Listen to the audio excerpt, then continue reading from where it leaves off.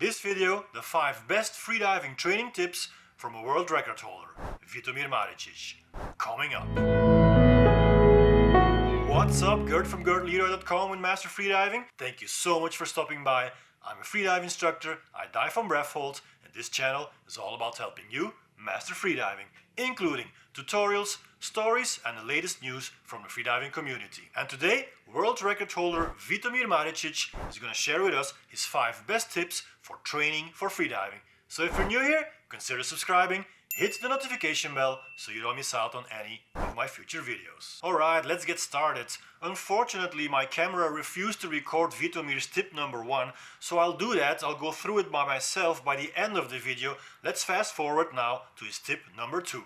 Tip number 2, get your form ready.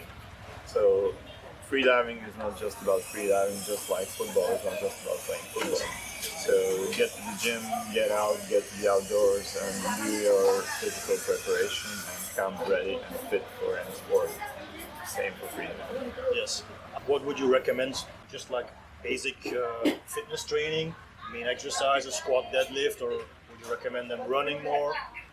Well, it's actually quite a complex question. It's depending on the time of the season and the goal of the candidate, the student, or whatever. But in general, you start off with building a good aerobic base, you turn it up into good anaerobic base, and then you move towards explosiveness and high intensity training. And that pretty much covers it all, and you need all of that in your dive in freediving eventually. That is so true. I think that some freedivers make the mistake of considering this sport as a pure mental thing. Now for beginners it's perfectly okay to completely approach this sport as a mental thing, but as you progress, as you become better, you have to get your body in shape, you know, you have to get fit, so go to the gym, engage in some kind of endurance sport, do strength and conditioning, or hit high intensity interval training, whatever it is. Get fit. By the way, what is it that you do to prepare for freediving?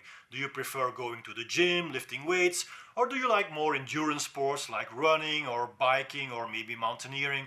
Let us know in the comments. Tip number 3. Tip number 3 would be train in the morning. It's easier. Okay. Alright. Train on an empty stomach, train in the morning. It's going to be easier, it's going to feel better, it's going to feel right. And when you go to a competition, just do the same thing. Okay. Just go on an empty stomach. And have your breakfast afterwards, obviously. Yeah. Yeah.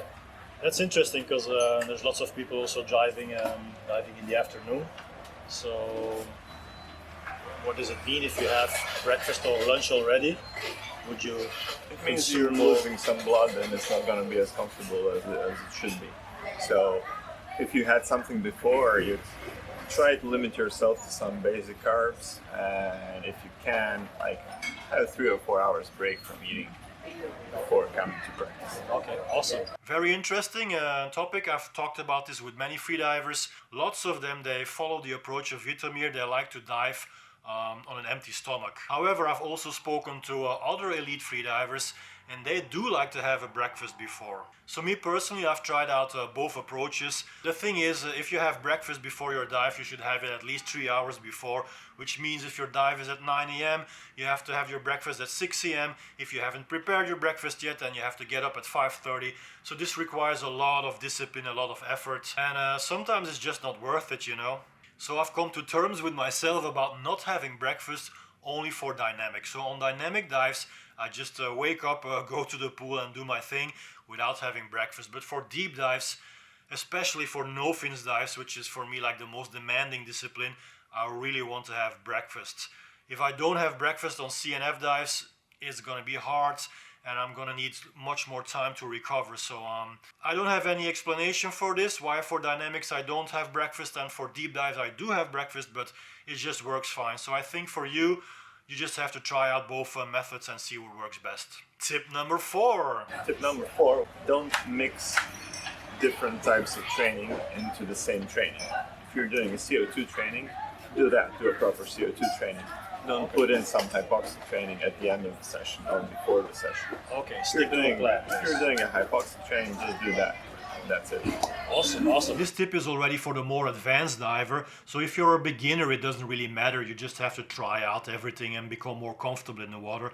But if you're a more advanced diver, stick to only one thing in your training. You want to train for no fins, then you do no fins in one session. You want to train a monofin, then you do monofin in one session. You want to do hypercapnic training, just do hypercapnic training in one session. And that's it. Tip number 5. This doesn't really concern depth or distance the diver covers. It can concern anybody. But if someone's a really beginner, he can just focus on his CO2 training. If someone is advanced and has multiple week sessions, then tip number 5 would be to try to put the same sessions as far apart as possible. So if you have 2 hypoxic sessions in a week, put them as far apart as possible. If you have 2 hypercapnic sessions, put them as far apart as possible. So within one microcycles, put same trainings as far apart as possible. Okay, awesome, man. Thank you very much. Now this is a tip for the even more advanced diver. So if you're a beginner or intermediate freediver, then just stick to hypercapnic training, which is CO2 tolerance training. This is the most important thing if you're not like a real high level diver yet. But if you are and you're doing hypercapnic training and hypoxic training and technique training and other kinds of training, then put them as far away as possible from each other within one microcycle. Awesome tip. Tip number 1. Alright, let's get back now to tip number 1. As I mentioned earlier, my camera failed to register this one. Sorry, Vitomir. So I will just talk you through Vitomir's tip number 1, which comes down to learn to swim. This is obviously a tip for beginners. You would be amazed how many people have asked me or other instructors if they can start freediving as a non-swimmer. Now, while it is possible to start a freediving course as a non-swimmer, there are schools or instructors who will allow you to do this. It just depends on how comfortable you are in the water. I would not recommend it. Because if you're a swimmer, if you know how to swim, you are just more comfortable in the water.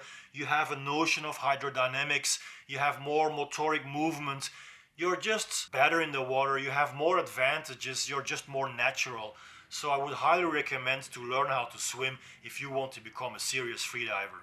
Question of the day: do you like to freedive on an empty stomach, or do you prefer having breakfast first? Let us know in the comments. Vitomir Maricic. Sorry, I'm so bad in names. No, it's pretty good actually. Vitomir Maricic, world record holder. This video, Vitomir Maricic. In this video, world record holder Vitomir Maricic is gonna share with us his 5 best tips for. In this video, world record holder Vitomir Maricic is gonna share with us his 5 best tips for freediving training. So if you're new here, consider subscribing, hit the notification bell so you don't miss out on any of my future videos. That's it. That should be enough. I can Play all of this.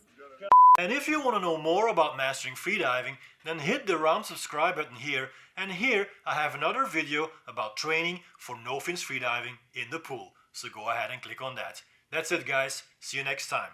Peace.